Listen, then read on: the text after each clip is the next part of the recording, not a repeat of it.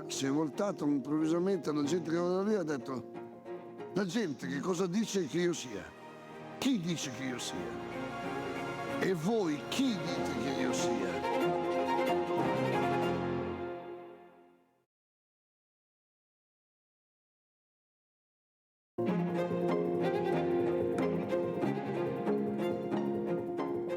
E allora si è voltato improvvisamente alla gente che era lì e ha detto: la gente che cosa dice che io sia?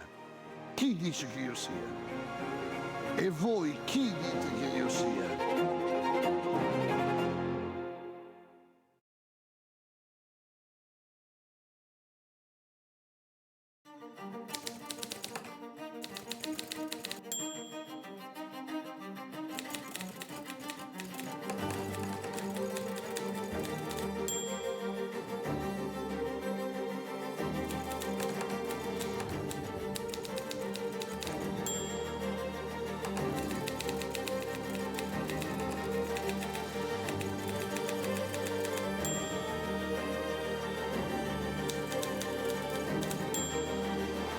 La civiltà dell'amore, fratelli e sorelle, costruite senza stancarvi mai questa civiltà. Lavorate per questo, pregate per questo, soffrite per questo.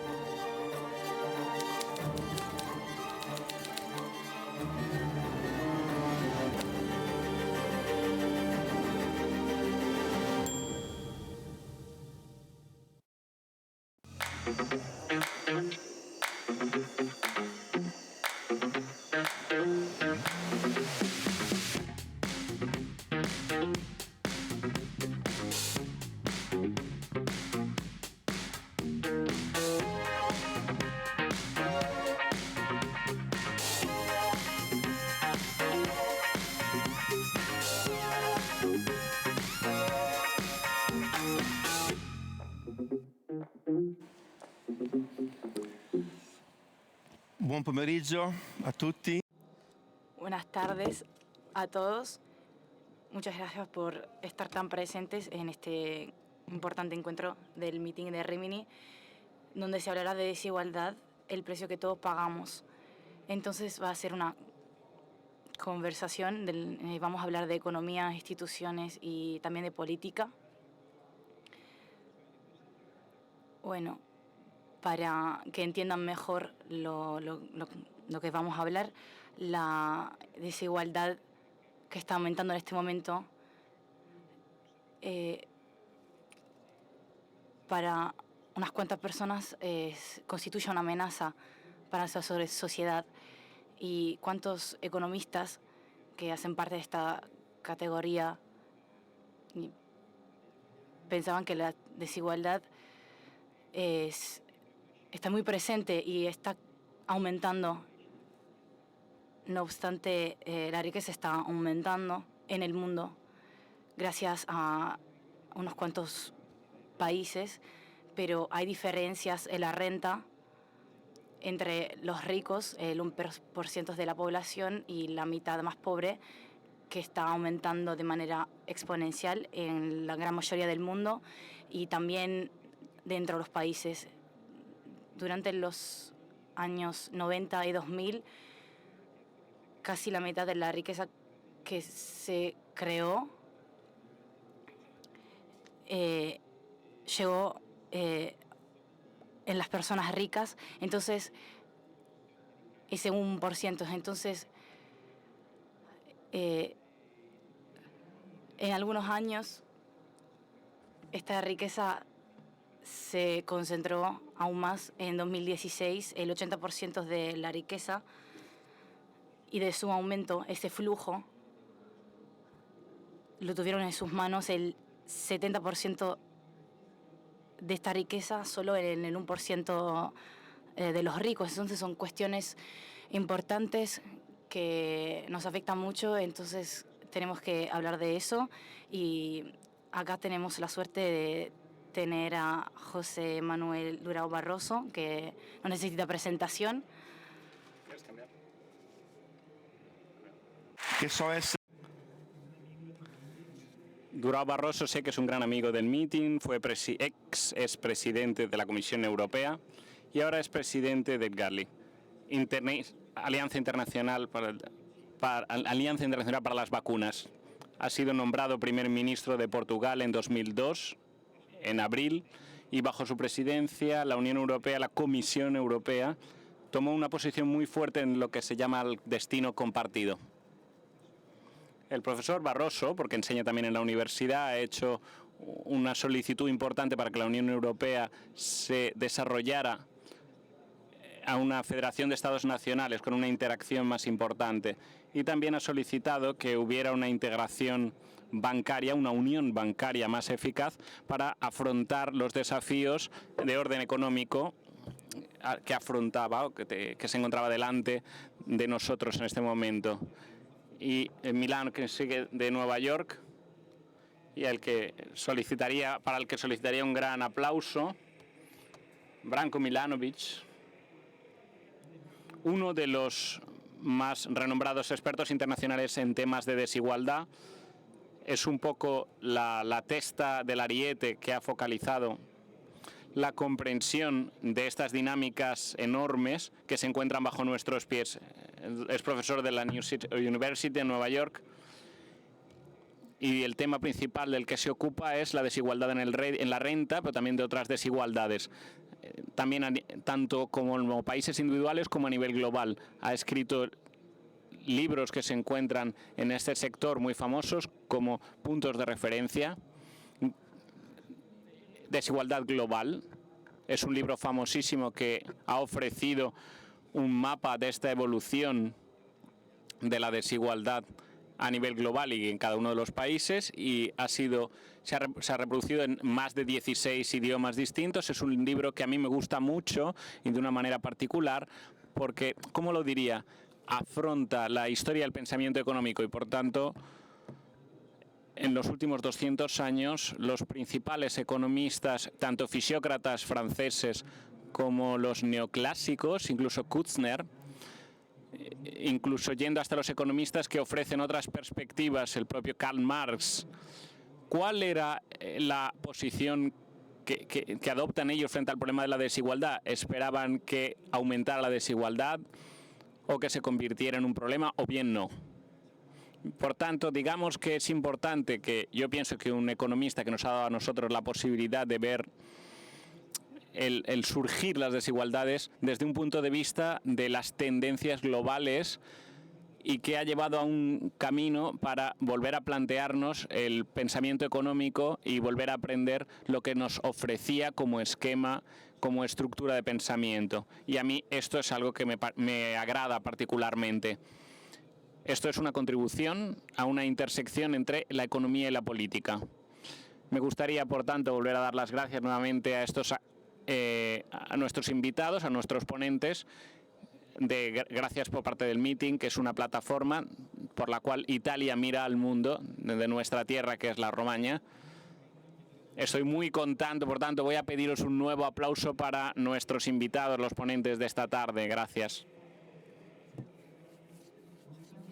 Empezamos preguntando a la economía para llegar después a la política. Por tanto, me gustaría lanzar una pregunta a Branko Milanovic. Empezaría por tu interés que planteas en tu último libro para recorrer el pensamiento económico, que es un tema en el que en Italia se estudia y se enseña todavía mucho en las universidades respecto a otros lugares, como he visto a lo largo del mundo.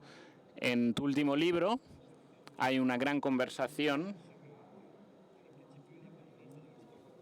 un libro que se llama La evolución del pensamiento sobre la desigualdad económica. Yo te preguntaría, ¿por qué has sentido la necesidad de plantearte esto? Tenías muchos datos, nosotros economistas tenemos muchísimos datos, muchas veces parece que los datos nos inundan. Y tú, sin embargo, has tenido la sensación de volver a preguntar, a interrogar de nuevo los sectores más importantes. ¿Qué era lo que no te bastaba, que no te resultaba suficiente? ¿Qué has aprendido de esta investigación? ¿Y qué los jóvenes y las personas de este público tan variado tienen que aprender de lo que tú has investigado, el mundo que nos rodea? Esta es la pregunta. Gracias, Branko. Gracias por lo que has planteado.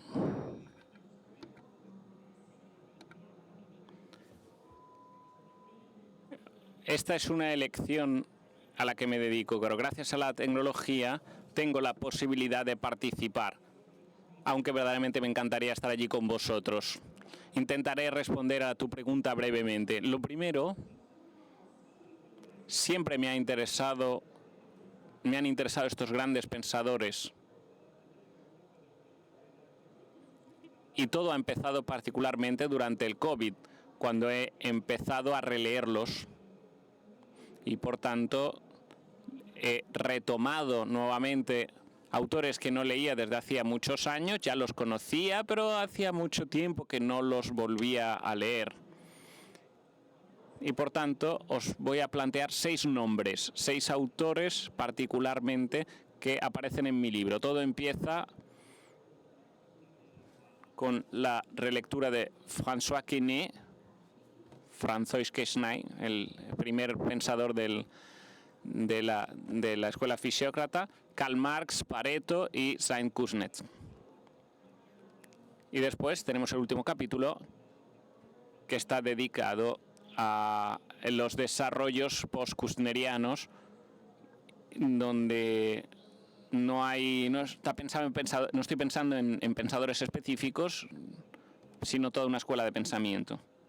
Y tendría que decir respecto a esto que verdaderamente he estudiado muchísimo.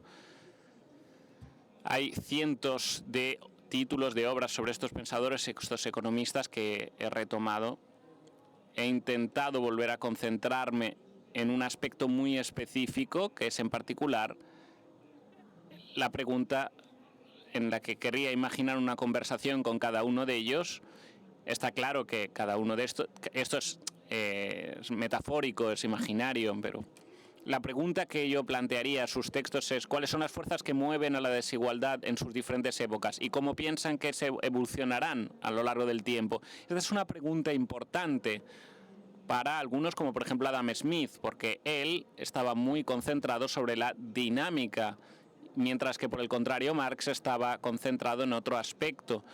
Digamos que se concentraba mucho más en la desigualdad que se generaba por parte de una economía capitalista, una economía del capital, y por tanto estaba concentrado ante todo en la concentración, en la acumulación de capital, la dificultad con los salarios. Pareto y Kushner, y por lo que se refiere también a David Ricardo, bien, pues ellos se concentraban más en el elemento dinámico, porque se preguntaban qué sucedería si hubiera una cierta evolución económica y social y, ante todo,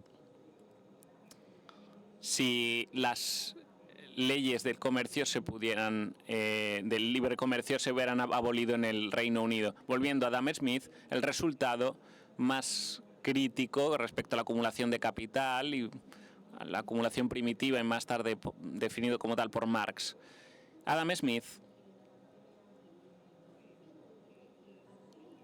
adopta una posición fuerte de desacuerdo con respecto, por tanto, al origen del bienestar y de la prosperidad que surgen del colonialismo y, por tanto, de lo que surge de actividades como depredadoras, de saqueo. Y, por tanto, esto me ha sorprendido ligeramente. Sobre todo, he constatado una actitud bastante crítica con respecto a las desigualdades y los métodos de acumulación de prosperidad. Esta quizás es una diferencia que he descubierto, que se me ha planteado con respecto a otros economistas, a otros pensadores. Está claro que no puedo adentrarme mucho en los detalles, pero reincido que si se analizan los textos de Marx, también respecto a los contenidos, me da la impresión de que Marx, insisto, piensa que también basado en los ejemplos que da, que aporta, y es consciente de ello, que los salarios dependen, por tanto, de elementos históricos. Y sobre todo en los países más desarrollados hay salarios reales más altos. Por ejemplo, él pone en comparación Rusia, Gran Bretaña, ¿no? Y evidencia como en Inglaterra los salarios son más altos. Mientras que hay otros temas afrontados por Marx, por ejemplo,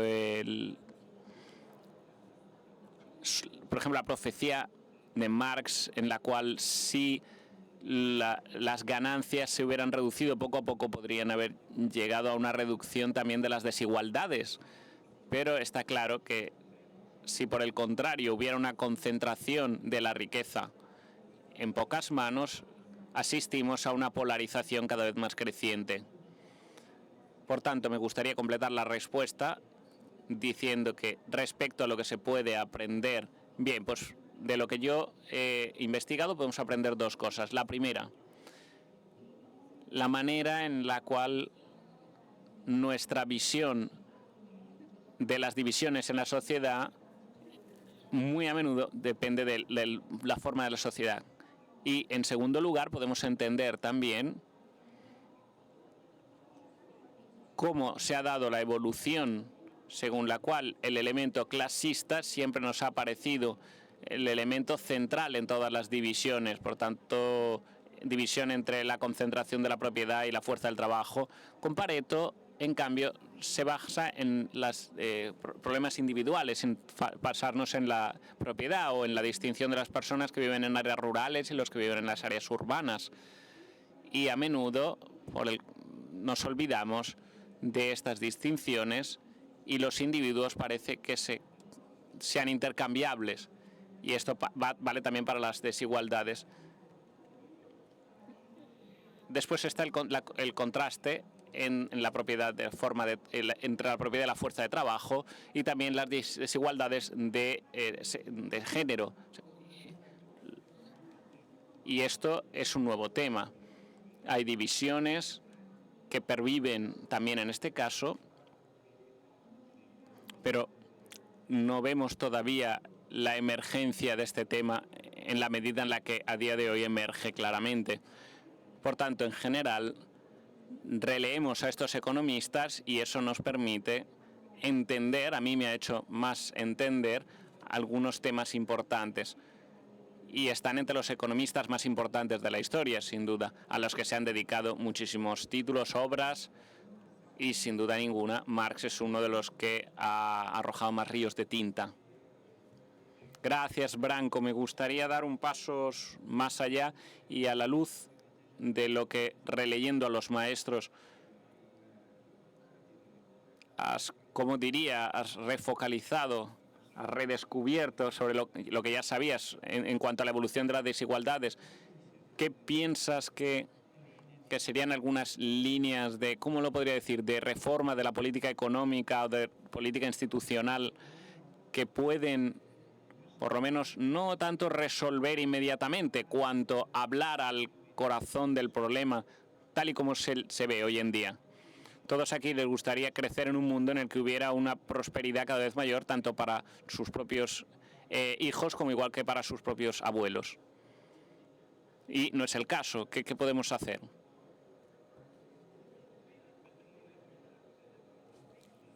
Bien, se trata, por tanto, de un problema enorme. Dispongo de pocos minutos para una respuesta y creo que es insuficiente. Si en lugar de que tuviera 7 tendría 700 minutos, sería igualmente imposible. Por tanto, me gustaría, ante todo, comenzar mi respuesta con una pequeña precisación. Una pequeña precisión. Cuando nos referimos a las desigualdades dentro de los países individuales, como de los que hablaba antes, en muchos países, sobre todo en los más grandes, como China, Estados Unidos o Reino Unido, o bien Sudáfrica, bien, las desigualdades han aumentado en todas partes. No hay duda, en los últimos 30 años han aumentado muchísimo las desigualdades, por ejemplo, en Estados Unidos. Por tanto, ciertamente hay un gran aumento de las desigualdades dentro de cada uno de los diferentes países, pero en un nivel global ha habido una reducción y esto puede llevar a una cierta confusión dentro de las personas. Cada uno de nosotros nos puede llevar a una confusión porque podemos pensar que si bien en algunos países las desigualdades aumentan, eso llevaría a un aumento de la desigualdad general, global, y sin embargo a nivel global no, la desigualdad ha ido disminuyéndose entre países más desaventajados como Vietnam, Indonesia, Tailandia, India, la propia China, que han generado tasas de crecimiento mucho más grandes y por tanto en los últimos 40 años se ha dado una evolución que lleva al 7, 8%, incluso el 9% de aumento de crecimiento económico, y esto ha llevado a una reducción global de las desigualdades.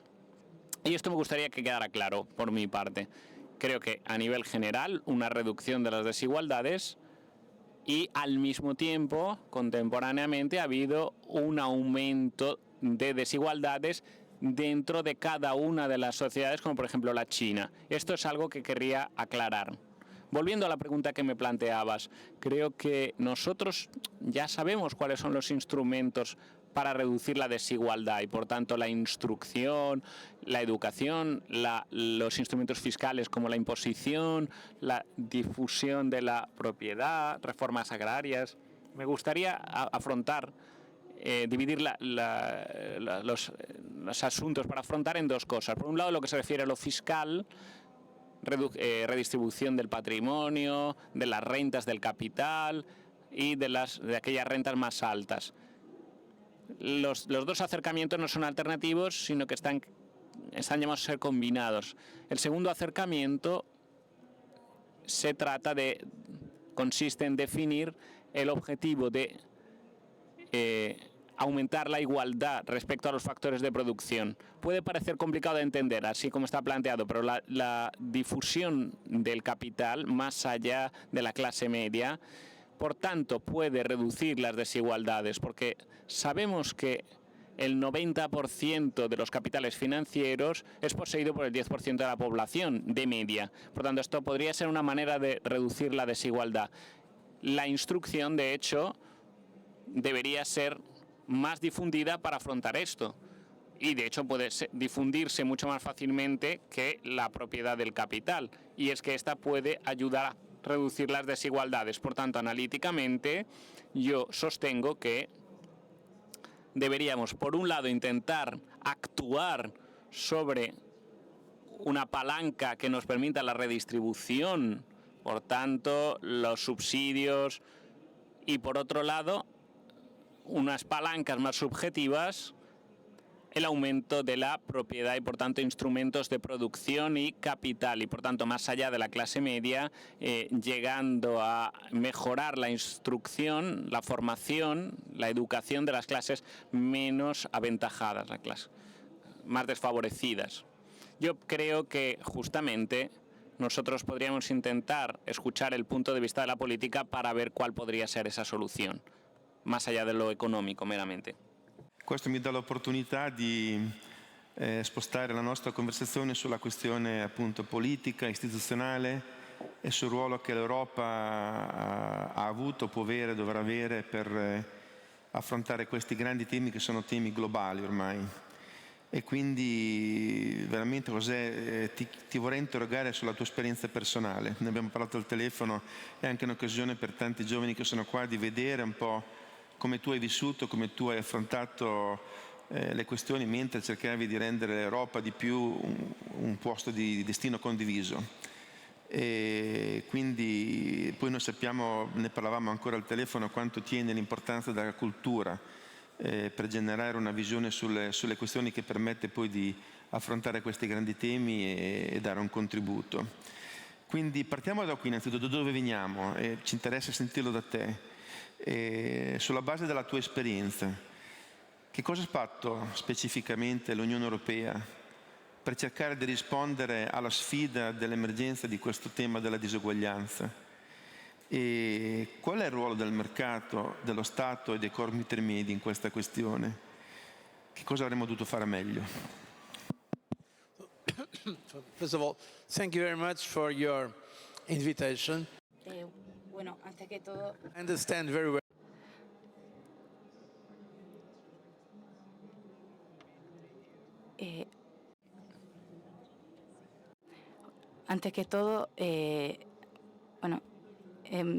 yo ya me vine acá en 2011. Mi amigo Mauro me invitó nuevamente y para mí es un placer encontrarme acá en Italia. Como ustedes ya saben, uno de los objetivos de la Unión Europea es la prosperidad común. Entonces, cuando nació la Comunidad Europea en los años 50, y Italia es uno de los miembros fundadores, uno de los objetivos principales era justamente la paz.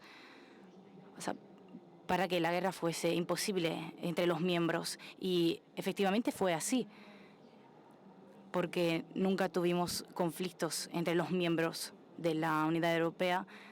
Me acuerdo muy bien cuando tuve el honor de recibir el Premio Nobel para la Paz en Oslo en 2011. Quería subrayar esto. Europa no es solamente un mercado, sí, obviamente lo es, pero es un mercado que tiene objetivos sociales y políticos. Es justamente por eso que en el Tratado de Lisboa hablamos de prosperidad común y también de cohesión social, económica y territorial. Entonces, es esto lo que podemos hacer a nivel europeo. Tenemos que distinguir entre el nivel europeo y el nivel nacional. Entonces, por lo que concierne el nivel nacional, tenemos varios modelos, varios ejemplos de impuestos fiscales. Por ejemplo, entre Suecia e Irlanda, son situaciones muy diferentes entre sí. Entonces, por lo que concierne las diferencias respecto al rol que desempeña el Estado, bueno, más Estado, más mercado. Esta es pero la Unión Europea es agnóstica. O sea que esta elección es una libre elección de los Estados miembros, pero existen de los denominadores comunes entre todos los varios Estados miembros. Tenemos la economía de mercado social, así la definimos. Entonces sí, tenemos economías de mercado, pero tienen niveles diferentes de bienestar. No somos como, por ejemplo, Estados Unidos, tenemos una economía diferente, esto queda muy claro, porque son más ricos, por lo que concierne el PIB, pero en la mortalidad infantil es más baja y las expectativas de vida es más alta en los países europeos. No obstante todos los problemas que tuvimos, por ejemplo, en Grecia con el euro, en Grecia la expectativa de vida es más alta y una mortalidad infantil más baja que los Estados Unidos. Entonces, en Europa somos mucho más cohesos a nivel social. Aunque sí, obviamente, aún tenemos problemas reales que persisten por lo que concierne las desigualdades. Y también respecto a la redistribución. Entonces, es muy importante diferenciar los dos niveles, el nivel nacional y el nivel europeo, porque a veces se le acusa a la Unión de problemas que no puede resolver.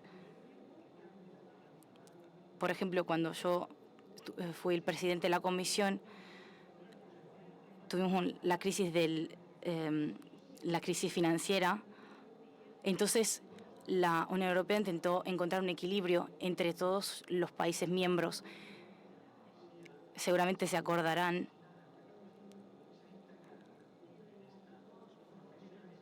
del enfoque que tuvo, por ejemplo, Alemania o Países Bajos, que fue diferente de lo de Grecia o el de Italia o de Portugal, mi país. Entonces siempre intentamos encontrar un equilibrio. Europa en este momento está formada por 27 Estados miembros, países soberanos que comparten unas cuantas competencias, pero que tienen enfoques y puntos de vista diferentes. Entonces, para las instituciones europeas, en particular la Comisión, siempre intentamos unir nuestras ideas que pudieran generar consentimiento en todos los estados, solidaridad y responsabilidad, por ejemplo. Si hablara solo de responsabilidad, estaría claro que Alemania me bueno, estaría de acuerdo conmigo, capaz no Grecia, pero si hablo también de solidaridad, capaz Grecia esté de acuerdo, pero capaz Alemania menos. Así que Europa es la unión de muchas culturas, pero tenemos que tener un enfoque que ponga de acuerdo a todos. Tuvimos un intelectual italiano que dijo una vez, Umberto Eco, que dijo que el idioma de Europa son las traducciones. No solamente desde un punto de vista lingüístico, sino que también traducciones entre enfoques diferentes, sistemas políticos diferentes y económicos también. Entonces yo creo que si Europa permanecerá en el camino que está haciendo en este momento, entonces combinar este dinamismo de las economías de mercado y también comprometiéndose con la distribución del bienestar a nivel social, yo diría que es el camino correcto. Pero lo que sí me preocupa es que Europa está perdiendo competitividad. Por ejemplo, si nos comparamos con Estados Unidos, vemos que existe una mentalidad diferente en Estados Unidos que va hacia el aumento, el crecimiento, y también la China, por ejemplo, están invirtiendo mucho más que nosotros en nuevas tecnologías, por ejemplo, que son fundamentales para un crecimiento también económico. Entonces tenemos que encontrar este equilibrio si queremos tener una sociedad más ecua, también a niveles de distribución de riquezas. Tenemos que generar más crecimiento para que se pueda compartir la prosperidad.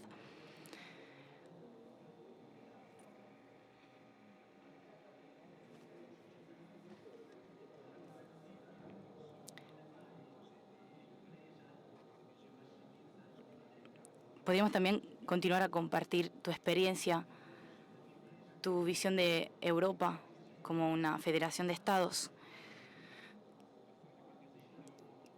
¿Querías ponernos unos cuantos ejemplos sobre cuando tuviste que enfrentarte a unas cuantas resistencias importantes a nivel de estados y cómo lo solventaste? Bueno, gracias, sí, puedo darle unos cuantos ejemplos. Por ejemplo, los negociados del programa de subvenciones de 7 años. Existe una división entre los contribuyentes y los destinatarios, los que benefician. Entonces, intentamos poner el acento sobre políticas de condivisión disponibles para todos los estados europeos miembros, sino que los estados tenían posiciones diferentes, enfoques diferentes. Al final sí llegamos a encontrar un equilibrio, pero voy a ser honesto. Hemos tenido que bajar nuestras expectativas y yo me esperaba más solidaridad por parte de los estados miembros, pero está claro que tenemos que respetar las posiciones de los estados. Éramos 28, teníamos a el Reino Unido, que sí formaba parte de la Unión, y que fue uno de los países que más estaba encerrado en su idea, en su pensamiento, en su enfoque. Pero el problema no fue solamente el Reino Unido en esa ocasión. Por ejemplo, cuando tenemos una crisis en Europa, lo que pasa muy a menudo, algunos políticos le echan la culpa a Europa. Entonces europeizan, por así decirlo, el problema y nacionalizan la solución. Entonces, si las cosas sí marchan,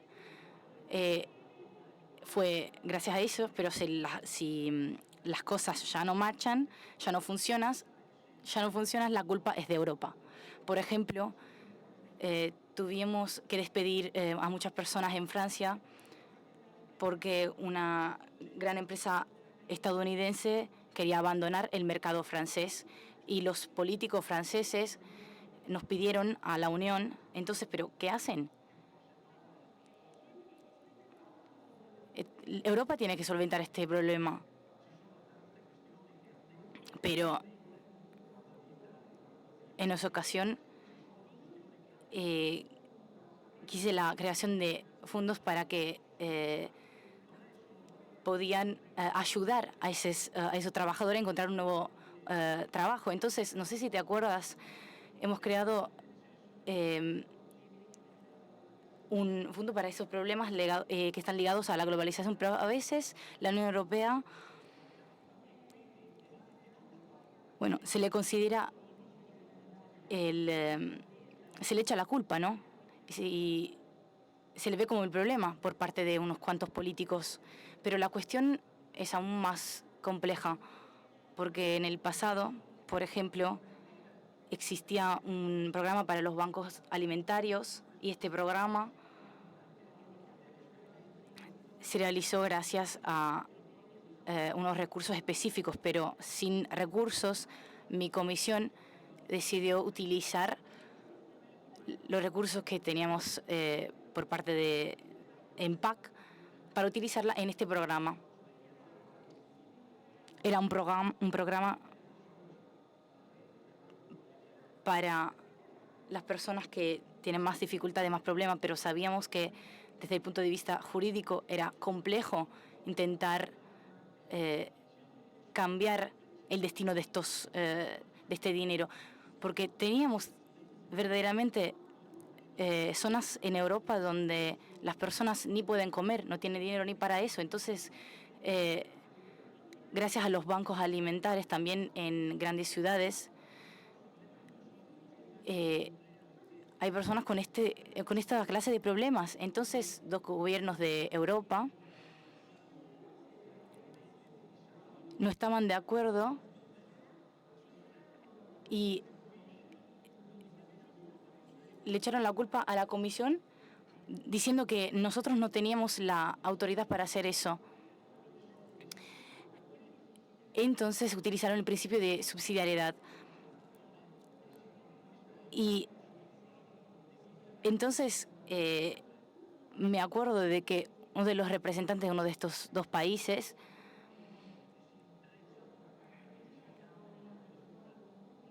que venía desde un político de alto nivel, entonces yo no me esperaba algo así. Decían que todos tienen que apoyar a sus pobres. Pero hablando de subsidiariedad sí lo entiendo, pero esto significa que luego la Unión Europea se percibe los ciudadanos como no da solidaridad, sino que solo da reglas y muy rigurosas. Pero la Unión Europea es un proyecto político. Si solo aparentamos como personas que nos da reglas muy rigurosas, no se puede tener un apoyo político.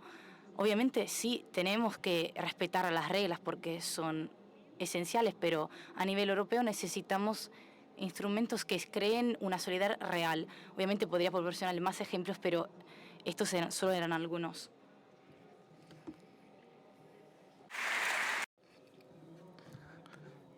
Volveré en un momento para plantearte un punto de vista tuyo sobre la fragmentación de la geopolítica y la visión de la Unión Europea respecto a estos nuevas nuestras labores de nuestros días. Me gustaría preguntar a Cranco, me ha llamado mucho la atención cuando antes tú decías, una de las soluciones o uno de los expertos que hay que tener en cuenta para acercarnos a la base del problema de la desigualdad es, yo lo llamo, democracia económica. La idea según la cual hay que intentar facilitar la difusión de capital y, por tanto, de toma de responsabilidad, de riesgo, lo más posible, a la mayor cantidad de personas posible, siempre para que haya una cuota importante de promoción para poder adoptar riesgos y de esta forma se formen las élites de mañana. Espero que la próxima vez puedas venir, Branko. Tú sabes que aquí hay mucha biodiversidad en este sentido. Empresas cooperativas, empresas de fuerte componente social, pequeñas y medianas empresas muy implicadas con el territorio. Se está retomando la industria green, la metalmecánica, y ahí podemos añadir más y más cada vez más. A nivel bancario, cooperativos que tienen mucho vínculo con el territorio. Una de las mayores bancas de Europa de este tipo. En esta gran biodiversidad que se encuentra en Italia, que aquí se puede apreciar y que a la que queremos mucho en este meeting, se teme que las grandes fuerzas que llevan al éxito de la globalización y una cierta desigualdad de la que tú hablas en tus libros, aquí se pone en discusión un modelo de vida, esto que yo llamo los oligopolios naturales, las e-commerce, las tecnologías formadas, las former technology, las potencias casi superiores que son capaces de dirigir las opciones, las elecciones también desde el punto de vista de la desigualdad, sin un control democrático, sin un debate, simplemente teniendo un poder global en un mercado superior. Por tanto, aquí me gustaría plantearte que compartas con nosotros lo que son los pensamientos iniciales de tu investigación. No es que aquí hace falta algo a nivel de empresa, plantear algo a nivel de empresa, y cuál es la forma concreta de una empresa que garantiza de alguna manera una capacidad de compartir mejor la prosperidad. No es que hemos emprendido un camino interesante. Nosotros pensamos que el mercado es una institución social, histórica, y por tanto exige una conciencia clara, democrática, de cuáles son las reglas del juego. ¿Dónde has llegado tú según este tipo de reflexiones? ¿Quieres compartir con nosotros las primeras páginas de tu próximo libro?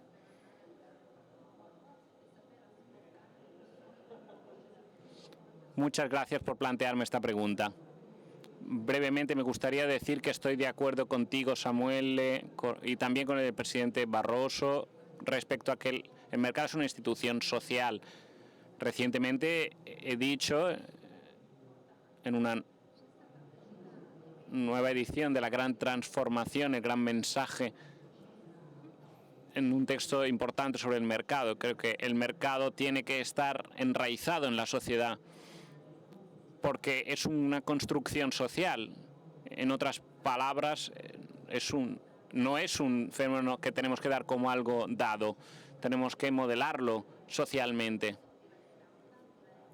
Y esto puede llevar también a la felicidad humana, si queremos decirlo así.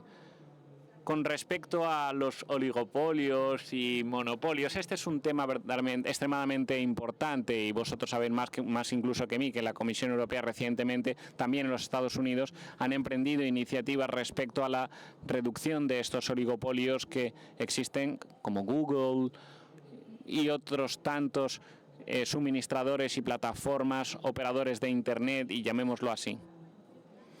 En cierta medida hemos llegado a una situación en la cual se están produciendo monopolios casi naturales, como estas tecnologías. Era difícil controlarlo porque no se sabía dónde concluiría este control, y yo creo que esto es un problema que, como tú habías dicho ya antes, problema en la zona de Rimini, en Italia, pero también en general estos ecosistemas de pequeñas y medianas empresas que son muy vivaces, muy activas, situaciones muy importantes, pero viven también situaciones de depresión. Es el caso, por ejemplo, se nota a todos el pequeño comercio. Es conocido por todos que se ha desplazado mucho hacia el comercio electrónico, comercio en red, y esto ha creado esencialmente un monopolio amplio de ese tipo de comercio, en lo que se refiere al mercado del comercio minorista, y esto ha llevado para las grandes, para los centros comerciales, problemáticas. Y por tanto, volviendo a lo que decíamos antes, que ha planteado antes Samuel, respecto a esta idea de difundir tanto la propiedad, el trabajo, los diferentes fondos y a través de los sindicatos, es una idea que ya encontramos en los años 70, 80, y se ve bien por todo lo que se refiere, por muy extraño que pueda parecerte, al trabajo que en su momento llevaba Margaret Thatcher, que era muy consciente de que si quería una sociedad más abierta al capitalismo era necesario tener más gente involucrada. Y sabemos también que en el Reino Unido las cosas no fueron así, pero yo creo que la idea es justa. Es la de difundir, por tanto, la propiedad por medio de cuotas de trabajo, participación, a través de los sindicatos, con los trabajadores más preparados, más competentes. Y, por ejemplo, aquí se pueden invertir hasta 2.000 euros en aseguraciones e inversión en propiedad del trabajo. Pero para concluir, me gustaría decir que el desarrollo tecnológico ha sido muy rápido, muy veloz para poder ser ecuo respecto a las reglas y, por tanto, ha sido difícil crear reglas para invertir en desarrollo tecnológico, y es un problema que ha existido en muchos otros países. Gracias, Branko. Muchas gracias también, que aquí nos encontramos con la Fundación para la Subsidiariedad constituyendo un grupo de personas que quieren razonar sobre estos temas. Por tanto, intentaremos mantener contigo abierto este diálogo porque hemos visto que es un campo nuevo el de imaginar formas nuevas de difusión de la propiedad compartida y formas intermedias con empresas. Es un trabajo en el que casi es más difícil plantearse las preguntas que darse respuestas. Gracias a personas como tú podemos hacerlo. Hemos tenido otro encuentro, para quien se acuerde de ello, con Rajam, que tenía la misma idea de la importancia de crear una estructura siguiendo las reglas del juego que no uniformaran completamente el espacio económico, porque solo desde abajo podemos encontrar, en pequeñas empresas, se crean capacidades de crear desarrollo sostenible, y estamos muy involucrados en esto. Vamos a un elemento grande. En Europa que tú nos has descrito, plantea una contribución importante a una visión de estilo compartido y responsabilidad común. Esta también es una instrucción en progreso y desarrollo. No es una forma histórica. La forma en la que Europa vive esta misión histórica, ¿no? Y ahora nosotros lo vemos todos la emergencia de esta fragmentación geopolítica y de esta incapacidad de encontrar un campo común en el que dirimir las cuestiones fundamentales del crecimiento-desarrollo en relación entre estados y regiones. Quiero decir que, hablando con los jóvenes, muchas veces esto es algo que preocupa mucho, que marca mucho miedo, el problema de poder crear un terreno para una prosperidad compartida, como si eso fuera una amenaza por la incapacidad para generar una fraternidad entre pueblos en estos días. Europa a este respecto me parece muy débil. Convénceme que no es así, pero me gustaría pedirte tu punto de vista. ¿Qué puede hacer? ¿Qué es lo que no ha hecho Europa? ¿Cuál es la raíz del problema de nuestra capacidad o incapacidad de responder a estas cuestiones? Muchas gracias por la pregunta, Simone. Sí, como he dicho, la Unión Europea siempre está un poco detrás, queda retrasada con respecto a Estados Unidos, China o la India. Hemos perdido un poco de competitividad en los últimos años.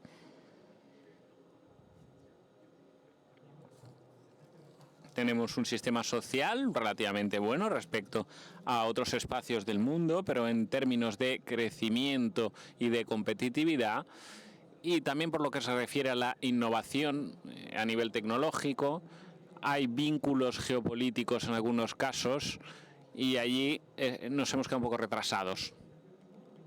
El mundo se vuelve cada vez más difícil y más duro día tras día. He visto cosas que han sucedido, por ejemplo, entre China y Estados Unidos por razones geopolíticas, y creo que estas cosas serán cada vez fracturas más profundas. Como hemos visto, cada vez hay una revisión cada vez más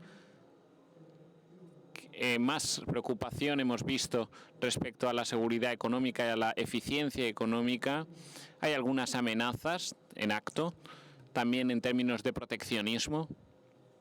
No me refiero solo a la política china, con su economía guiada por parte del Estado, aunque, seamos honestos, los Estados Unidos también tienen un programa de protección fortísimo, ¿eh? Es bastante proteccionista Estados Unidos también. Es una forma de mantener las inversiones solo en Estados Unidos, inversiones que de otra manera saldrían más allá y llegarían hasta nosotros. Por tanto, se vuelve una relación muy difícil. Y bien, aquí Europa intenta definir los términos de su autonomía relativa, también en términos de seguridad. Estamos del lado de los Estados Unidos y de la OTAN, pero en términos económicos tenemos un problema propio y nuestro, autónomo, que tendrá que plantearse junto con el presidente de los Estados Unidos, que saldrá en noviembre. Por tanto, yo estoy a favor de la, llamémosla así, búsqueda de Europa, digámoslo así de una manera naif, no naif respecto en sus propios intereses, porque lo que podemos hacer solo lo podemos hacer en conjunto, de manera colectiva, los estados de la Unión Europea. Y esto es algo que he aprendido en mi experiencia cuando representaba a la Unión Europea en el G8, G7 o en el G20. Como alguno ya ha planteado, todos los países europeos, todos los estados europeos son pequeños individualmente, pero el problema es que algunos no se han dado cuenta todavía. Pero cuando los vemos, en comparación con otros países, tanto Alemania o Francia, cuando se enfrentan con Estados Unidos, cuando se comparan con Estados Unidos, son muy pequeños, son pequeñísimos. Solo a dimensión europea somos capaces de competir con los grandes gigantes, China, India, Estados Unidos. Y nos tenemos que dar cuenta de estas dimensiones. Y este es el motivo por el cual nosotros estamos a la espera de relación de mi querido amigo Mario Draghi respecto a la competitividad europea. Estoy convencido de que pondrá el acento sobre esta necesidad de amplitud. No podemos seguir con 27 mercados diferentes respecto a los servicios. Necesitamos a una unión de mercado de capitales, cuando de forma que aquellos capitales que quieren crecer y no pueden en Europa se desarrollan en Estados Unidos, porque allí crean una startup y ahí no hay diferencias importantes entre los mercados y las empresas entre los diferentes estados, sino a nivel federal. Algunas personas en Europa hablan del invierno demográfico en Europa y esto es otro de los problemas. Y creo que, por desgracia, tienen razón. Está disminuyendo la innovación respecto a otros lugares del mundo. No solo si nos vamos a China, nos podemos ir a Tailandia o a Vietnam. Si consideramos los jóvenes de estos países, su dinamismo es más fuerte.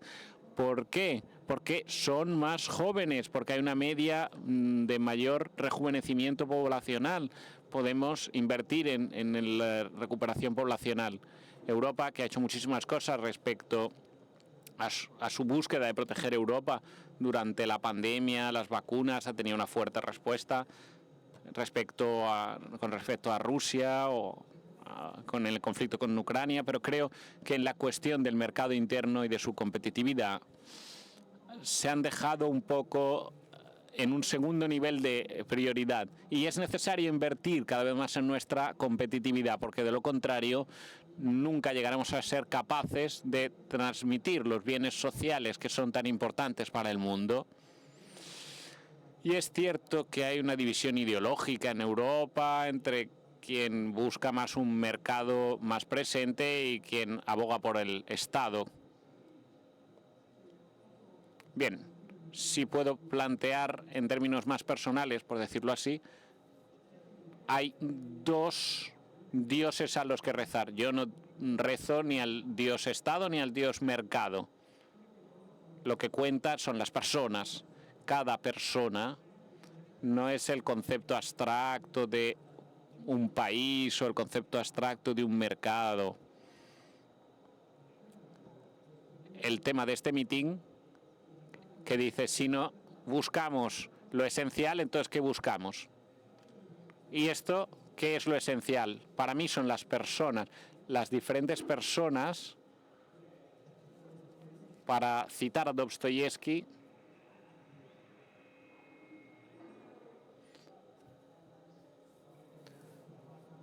pienso que Dostoyevsky ya no está tan de moda, porque no está de moda citar autores rusos, pero más allá del régimen político, Rusia tiene una civilización y una cultura grandiosa. Y Dostoyevsky, pienso en sus novelas, en Los hermanos Karamazov, ¿no?, en la que decía: mi padre amaba a la humanidad en general, pero amaba a cada persona individualmente. Por tanto, no tenemos necesidad de un amor por la humanidad en general. Tenemos que pensar a cada persona concretamente, a cada hombre, a cada mujer, niño o niña concretamente, y nuestra política debe orientarse al consentimiento de cada una de estas personas, no a conceptos abstractos de más o menos mercado. Tenemos que intentar buscar la solución a nivel programático que permita a niveles más altos de prosperidad y que nos permitirá también mayores niveles de justicia.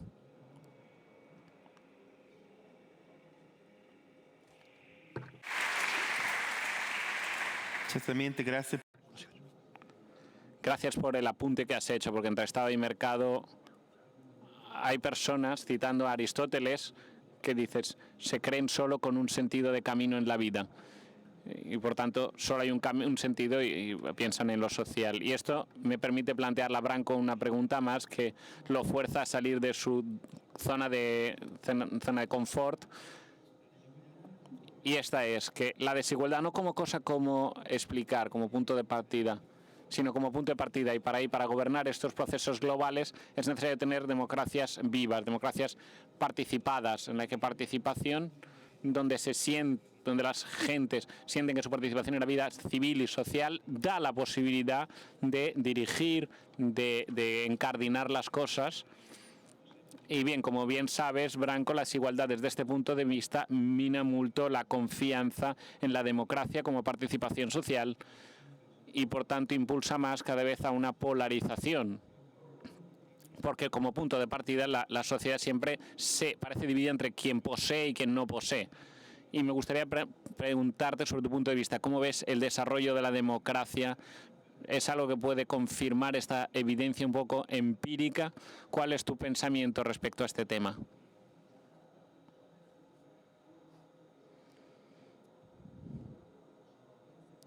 Bien, pues bien sabéis que las personas que han intentado siempre llevar adelante análisis econométricos para estudiar esta relación, pero es muy difícil porque la medida de la desigualdad, por ejemplo el coeficiente de Gini, son demasiado brutales, son muy áridos.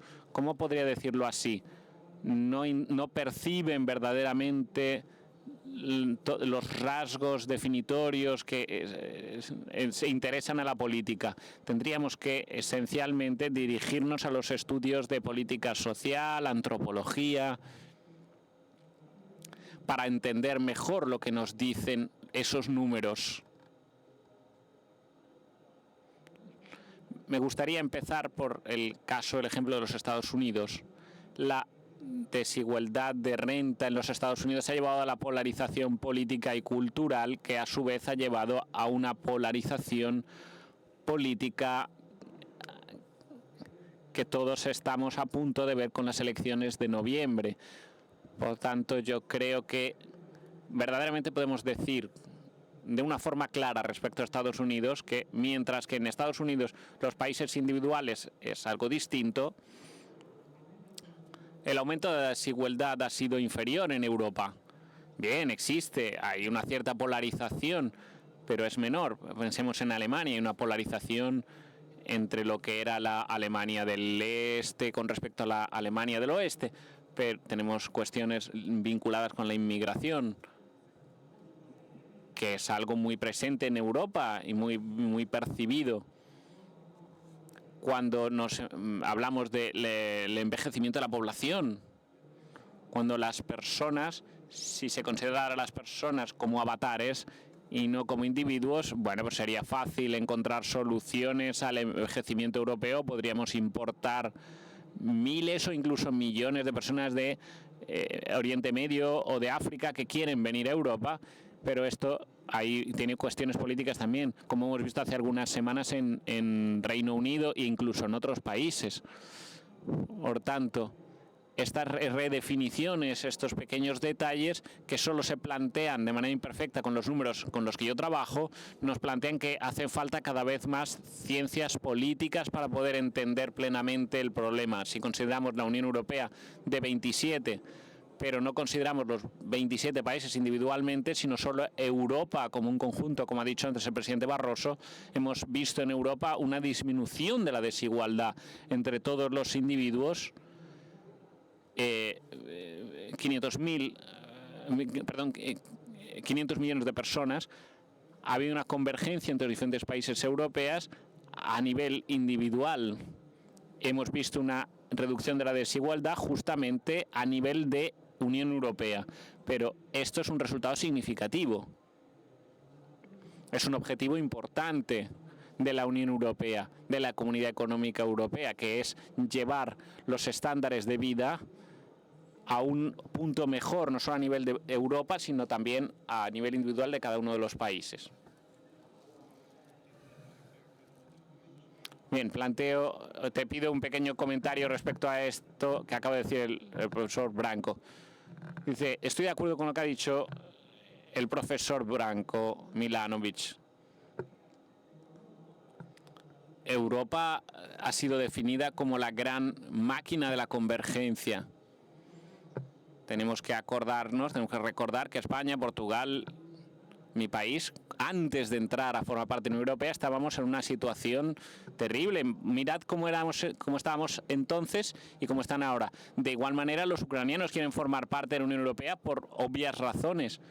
Cuando se derrumbó el muro de Berlín y hubo un colapso de la Unión Soviética, Polonia tenía una situación terrible. Muchos economistas habían previsto que Ucrania en su momento se habría desarrollado más, se habría convertido en un país más rico y habría mejorado mucho respecto a Polonia. Pero ha sucedido exactamente lo contrario, porque Polonia tomó ventaja de su pertenencia a la Unión Europea, mientras que Ucrania no podía beneficiarse de todo esto. Por tanto, en su conjunto, como el profesor Milanovic ha dicho, en su conjunto Europa ha sido formidable, una máquina formidable de convergencia. Pero es cierto que en algunas áreas, algunos países nuestros, en lo que consideramos los viejos Estados miembros, han visto surgir nuevos problemas respecto a la desigualdad, vinculados con la pobreza o lo que he planteado antes. Y esta es una de las razones por las que vemos un aumento del populismo y también por medio de la cuestión de la migración. Yo estoy muy abierto por mi naturaleza. Yo creo que hay algunos límites al multiculturalismo en Europa, como ya hemos visto en varias partes de Europa. Por tanto, tenemos que gestionar esto con gran sabiduría.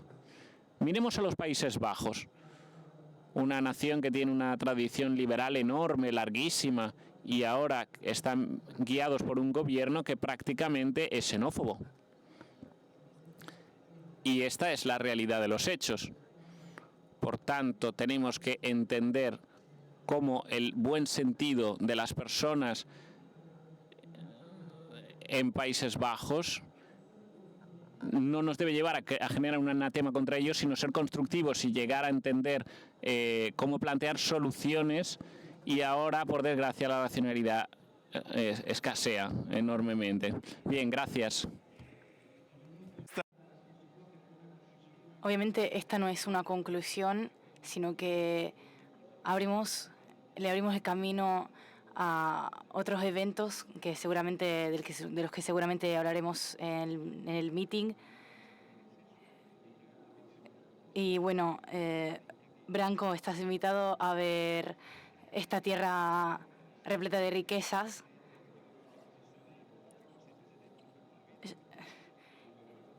Y también le agradezco al presidente Barroso por su disponibilidad y por haber acudido acá. Les quería también preguntar algo, o sea que todos podemos contribuir al meeting participar de manera activa esta aventura humana, la búsqueda de lo esencial. Entonces pueden encontrar los puntos para donar con un corazón rojo, y esto también para recordarles que es una fundación y entonces todos podemos beneficiar de esto en la declaración de la renta. Entonces les agradezco a todos por haber participado y hasta luego.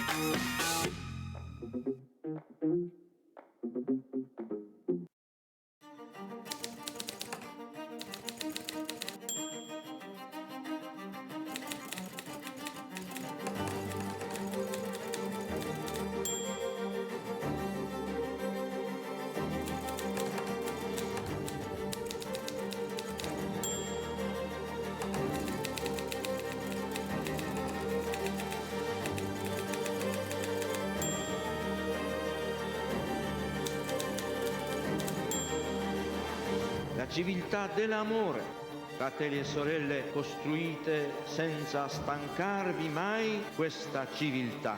Lavorate per questo, pregate per questo, soffrite per questo.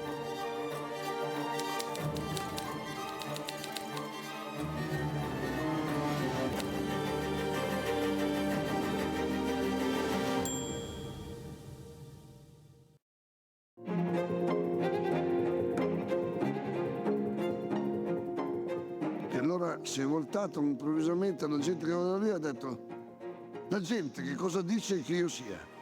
Chi dice che io sia? E voi chi dite che io sia?